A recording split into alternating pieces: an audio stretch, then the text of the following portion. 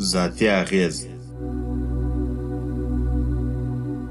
ذاتي اغیز د هغو مثبتو او غوره ځانګړنو مجموعه ده چې په ټولنه کې انسان ډېر لوړ مقام ته رسولی سي. هغه په دې معنی چې دا ډول انسان د هر چا د خوښې وړ ګرځي او په هر چا مثبت اغیز شیندلی سي. اکثره خلک موږ لیدلی دي چې په ظاهري بڼه ډېر ښکلي نه وي او نه ډېر استعداد لري، خو که هغوی په خپل ذات کې کشش ولري نو په هر ځای او هر څه کې د خلکو لخوا د منلو وړ وي. د هر چا په زړه کې په اسانۍ سره ځای نیولی سي او هر څوک غواړي اړیکې ورسره پیدا کړي. خو برعکس ډېر خلک بیا دا ځانګړنه نه لري چې د هر چا د خوښې وړ دي وګرځي او د هر چا د مینه پرې راسي. تاسو له ځان سره ژور فکر وکړئ چې آیا په تاسو کې دا ځانګړنه شته که نه؟ آیا کله چې تاسو د نورو خلکو سره په مجلسونو او بانډارونو کې کښېنئ د خلکو د خوښې وړ ګرځئ او که کرکه درڅخه کوي؟ زیاتره خلک ښکلا او زیاتي اغیز یو شی بولي، خو دا سمه خبره نه ده، ځکه ښکلا یو شی دی او ذاتي اغیز بل څه دی. تاسو به په خپل ژوند کې ډېر کسان لیدلي وي چې هغوی یو ځانګړی کشش او جذابیت لري او هر چاته د منلو وړ وي، خو سره له دې چې په یادو کسانو کې ظاهري ښایست دومره نه وي. که فکر وکړو معلومه به سي چې ډېر خلک په ټولیز ډول د نورو ظاهري بڼې ته ګوري، د ظاهري ښکلا، جامې، وریښتانو او نورو شیانو څخه اغیزمن کیږي. نو د دې اصل په پام کې نیولو سره باید موږ په لومړي قدم کې خپل لباس ته ډېر پام وکړو. تل باید هڅه وکړو چې د خپل وس مطابق ښایسته او پاک لباس واغوندو او دې ته ډېر پام وکړو چې لباس مو چټل معلوم نه سي. د ګرمۍ په موسم کې باید خپلو جامو ته ځانګړې پاملرنه وکړو، ځکه په یاد موسم کې د انسان بدن ډېر خوله کیږي چې له امله د جامو غاړې او نورې برخې چټلیږي او په یو مجلس یا له چا سره په ناسته پاسته کې ښه نه ښکاري. که په دې موسم کې عطرونه او د بدن سپری وکاروو نو دا نه یوازې زموږ بلکې د نورو لپاره هم په زړه پورې تمامیږي. د وجود د پاکوالي لپاره لمبل ډېر اړین دي. په ورځ کې باید لږ تر لږه 2 ځلې ولمبو او 2 یا 3 ځلې خپل غاښونه برس کړو. که تاسو سګریټ، نسوار، پاڼ او نور دې ته ورته توکي کاروئ نو په دې صورت کې لا ډېر د خپلې خولې پاکوالي ته پام وکړئ، ځکه دا توکي د انسان خوله بدبویه کوي او ستاسې د شخصیت منفي انځور خلکو ته وړاندې کوي. د سر ویښتان مو تل پاک وساتئ او په منظم ډول یې ږمنځ کړئ.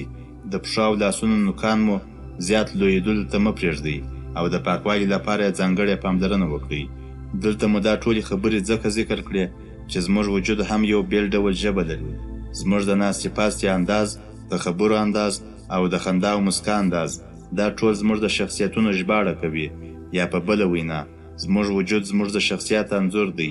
کله چې مو شخصیت سم وي نو زموږ څېره کې د ډاډ او نورانیت انځورونه له ورایه ښکاري، او که مو شخصیت سم نه وي نو په مخ کې به مو د کرکې، ویرې او وحشت انځورونه برسېره وي. خندانه انداز. ستاسې د شخصیت په وده کې ستاسې خندانه انداز ډېر ستر رول لري. که په خپل شاوخوا کې خپلو نږدې ملګرو ته پام وکړئ نو ستاسې هغه ملګري چې په وړاندې مو تل خندانه وي او د مینې اظهار درسره کوي نو حتما ستاسې د زړه په ژورو کې ځای نیسي او ډېر اغیز در باندې کوي. کله چې تاسې خندانه اوسئ نو د خپل اصلي عمر څخه کم ښکارئ، یعنی که عمر مو د زړو خلکو وي تاسو ځوان ښکارېږئ، او که ځوان یاست نو تنکی ځوان به ښکاره سئ. تاسو یو ځل هڅه وکړئ او دا اصل امتحان کړئ نو په ښه ډول به درته معلومه سي. خندانه اوسېدل په تاسو کې ډاډ او باور رامنځته کوي، او کله چې تاسو خندان یاست نو ښه احساس به کوئ چې دا به بیا د ډېرو سترو خلکو ځانګړنه ګڼل کیږي. باید زده کړو چې مسکا کول د انسان د جسمي غړو لپاره هم ګټوره ده، په دې معنا چې په مسکا سره مو د وجود روغتیا ډېرېږي او له ډول ډول اروايي او جسمي ناروغیو څخه ژغورل کیږئ. کله چې تاسې په ستونزو او مشکلاتو کې یاست ډېره هڅه وکړئ چې پر مخ مو مسکا راولئ، ځکه په دې کار سره تاسې نورو ته انګېزه ورکولی سئ چې ستونزې باید حل سي او ورته تسلیم نه سو. ترڅنګ یې مسکا کول د ستونزو پر وړاندې تاسې ته ډاډ او ذهني سکون دربخښي، مبارزې ته مو اړ باسي او داسې قوت دربخښي چې هره ستونزه حل لري. او ته هغه څوک یې چې خپلې ټولې ستونزې په آرام سره حل کړې. نو هڅه وکړئ چې ځانونه په هر حال له خندانه حالت څخه مه باسئ او هیڅ وخت یې مه هېروئ. خوښ افکار. هغه شخص چې خفه افکار لري ذاتي اغیزه بیخي له منځه ځي او په هیچا اغیز نسي کولی او نه یې څوک د ښه شخصیت په توګه مني. باید ووایو چې خفه افکار او د انسان ذاتي اغیز دوه متضادې ځانګړنې دي چې هیڅکله په خپلو کې نه سره یوځای کیږي. د افکارو خوښ ساتنه کوم ستونزمن کار نه دی. تاسې کولی سئ په خپل ذهن کې همیشه مثبت او خوښ افکار وساتئ، خو لږ تمرین ته اړتیا شته. تل په دې هڅه کې سئ چې په ذهن کې مناوړه افکارو او خیالاتو ته ځای ورنه کړئ. که تاسو فکر وکړئ نو درته معلومه به سي چې هر څه دوه مخونه لري، یو یې روڼ مخ او بل یې هم تیاره مخ وي. موږ ته پکار ده چې تل د طبیعت ننداره وکړو، خوښي پکښې ولټوو او تل ورته په ښکلي او خوښ نظر قایل سو، چې په دې سره به ډېر ژر د شیانو د تیاره مخونو له اغېزه وژغورل سو. د دې لپاره اړینه ده چې همیشه خپل ذهنونه او افکار رانه او خوښ وساتو، روښانه مخونه پسې وګرځو او تیاره مخونه له مخې چپ کړو. د ژوند څخه د خوند اخیستلو او له بېځایه اندېښنو څخه د خلاصون لپاره تر ټولو غوره لار دا ده چې موږ باید د هرې معاملې او کارونو لپاره د روښانه مخونو د لټون هڅه وکړو. انسان عجبه خلقت لري، ځکه ډېر ژر نعمتونه له یاده باسي، خو مصیبتونه او ستونزې بیا تر قیامته په یاد وي. ښایي یو لامل دا هم وي چې اکثره انسانان د خپل ژوند ډېره برخه په اندېښنو او خفګانونو تېروي. که چیرې تاسو دا ډول خویونه لرئ نو ژر تر ژره یې پرېږدئ او له ځانه سره کلکه ژمنه وکړئ چې په راتلونکي کې به د خپلو نعمتونو او نیکمرغیو شمېر کوئ. په دې سره ستاسې په ذهن کې خوښ افکار روزل کیږي، وده کوي او ستاسې په ذاتي اغېز کې ډېر زیاتوالی هم راوړلی سي. په ستونزمنو حالاتو کې آرام واوسئ. زیاتره خلک به تاسې لیدلي وي چې ډېر ښه او آرام شخصیت لري، خو که کله د ژوند په ډګر کې د کومې ستونزې سره مخ سي نو ته به فکر وکړې چې دا هماغه شخص دی او که بدل سوی دی. دلته مفهوم دا نه دی چې د ستونزو په حالت کې په انسان فشار نه وي.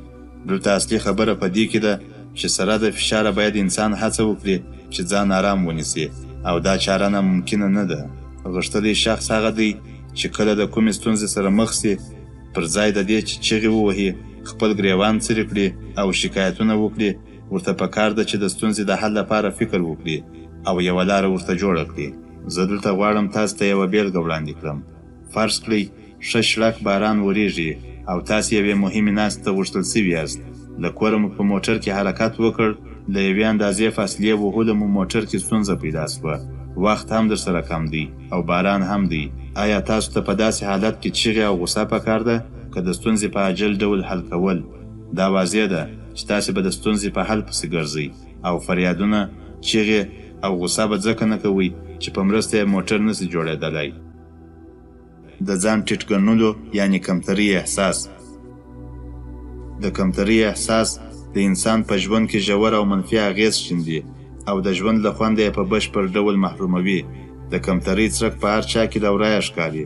که موږ د خپل شاوخوا خلکو ته په ځیر سره وګورو نو په روښانه ډول به د هغوی له خبرو اترو، حرکتونو، کړو وړو او نورو کې د کمترۍ احساس په واضح ډول مشاهده کړو.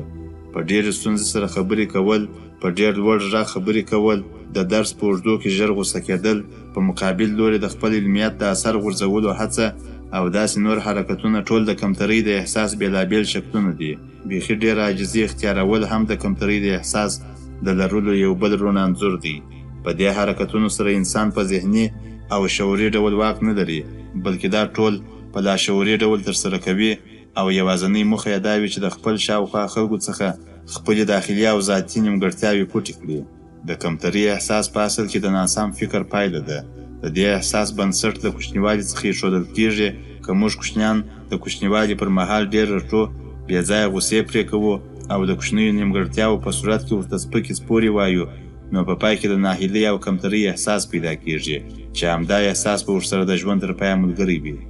داسې کسان په ټول ژوند کې په خپل ځان باور نه لري، سترو کارونو ته یې زړه نه کېږي او نه یې لاس ورځي، تل په ډار کې وي او په خپل ژوند کې یوازې دوو شیانو سره بلد وي چې هغه ویره او ماته ده. د کمترۍ احساس ته د منځه وړلو لپاره باید هر انسان په پوره ډاډ او باور سره د ژوند مبارزې ته ورسي، سختیو، ستونزو او کړاوونو ته غېږه ورکړي او د ناکامیو سره سره باید خپلې هڅې وکړي چې په پای کې به یوه ورځ دا ناوړه احساس له منځه ځي او بریالیتوب ته به رسیږي. موږ باید په کوچنیو ناکامیو سره د خپلې مبارزې لاس وانه کړو، ځکه همدا کوچنۍ ناکامي کولی سي زموږ د وړاندې تګ مخه ډب کړي او لوی ماتو سره مخ کړي. په پای کې باید ذکر کړم چې که مو له خپلې داخلي دنیا څخه د کمترۍ ناکاره احساس لرې کړ، نو په یاد ولرئ چې په دې سره به ستاسو شخصیت وده وکړي او په ټولنه کې به د یو جاذب شخصیت په توګه وپېژندل شئ.